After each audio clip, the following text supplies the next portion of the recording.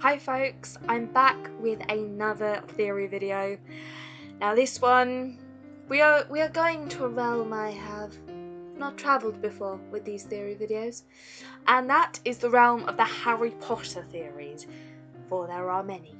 I haven't quite known where to start, but this seems like the perfect one.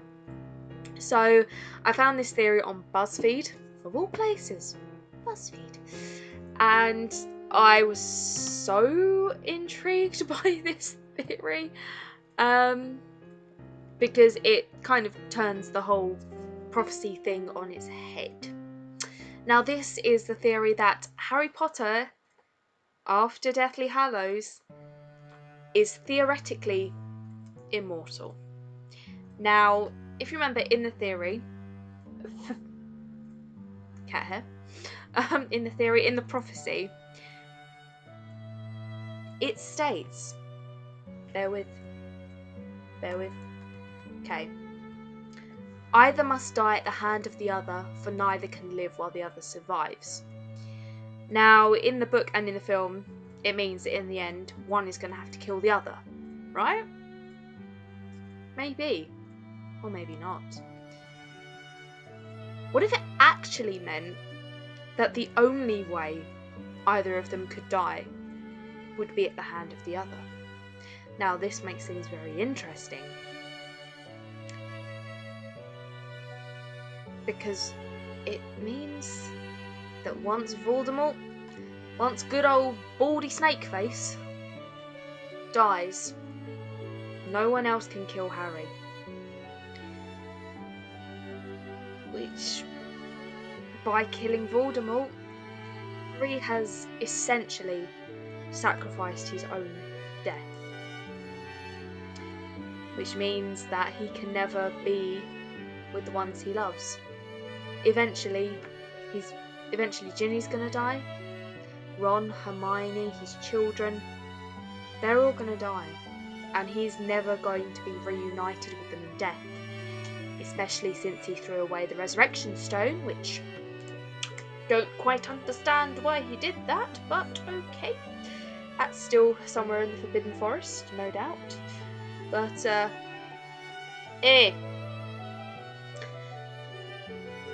So, it makes it slightly darker, I think. And it means that forever, Harry Potter becomes the boy who lived. He can't die. Which is the most insane thing to imagine. But it makes so much sense. And it also means that if Harry hadn't killed Voldemort, and Voldemort had actually succeeded in murdering Harry, no one would have been able to stop him. He could have lived forever. He was so close. If Narcissa hadn't lied, if Harry hadn't been a Horcrux, which still, impromptu second theory, he was not the only living thing in the house that night. Voldemort's soul apparently leached on to the only living thing it could find. Harry wasn't the only living thing, because the Potters had a cat. What happened to the cat? Is the cat not a living creature?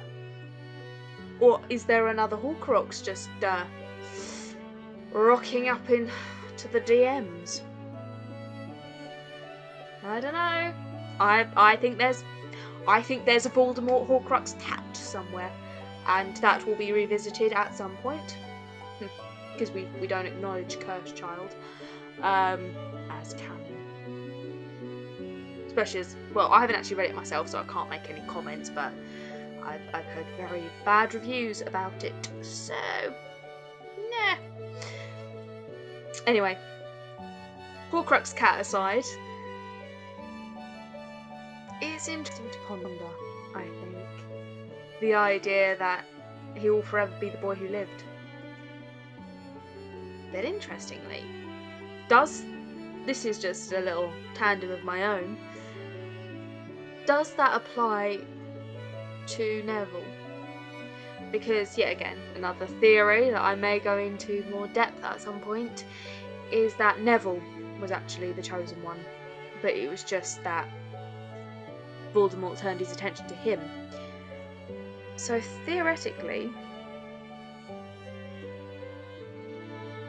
is Neville. Well, if we look at Voldemort being killed by Nagini being murdered, Neville technically kills Voldemort. Let's get this out there. The OG hot nerd actually killed him. Does that mean that it's Neville that's immortal, or is it Harry? I don't know. Crazy, there are so many theories. I can't fit them all in this one video. Oh gosh. I might have to start a series on that, mate. Thought Game of Thrones had a few theories. Nah, mate. Nothing compared to the Harry Potter fandom. Ain't nothing. So anyway, that's it for this theory about Harry forever being the boy who lived. So anyway, that's it for this video, guys, and I will see you later with another video. Peace out, guys.